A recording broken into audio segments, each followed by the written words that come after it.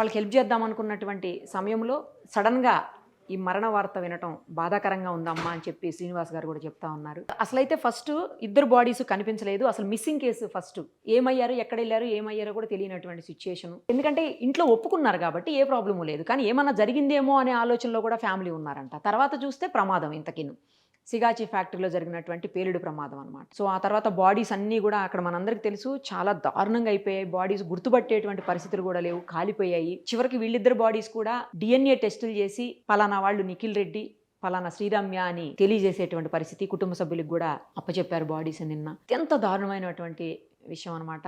ఇంట్లో ఒప్పుకోరేమో అనుకున్న సమయంలో తిరువూరు ఎమ్మెల్యే కొలికిపూడి గారి సమక్షంలో ఇంట్లో వాళ్ళు ఒప్పుకోవటం చాలా ఆనందంగా వచ్చే నెలలో పెళ్లి చేసుకోబోతున్నటువంటి జంట అత్యంత దారుణంగా ఈ ప్రమాదంలో కనీసం అమ్మాయి డ్యూటీ మార్చుకోకుండా సేమ్ షిఫ్ట్లో వెళ్ళున్నా కూడా ఇలా జరగకపోయేదేమో. భర్త కోసం ఆమె కూడా ఆ షిఫ్ట్కి వెళ్ళి 5:30కి ఆమె కూడా అక్కడ లోపల ప్రమాదంలో మరణించడం అంటే ఇంతకంటే విధి వంచితులు ఎవరు ఉండరేమో.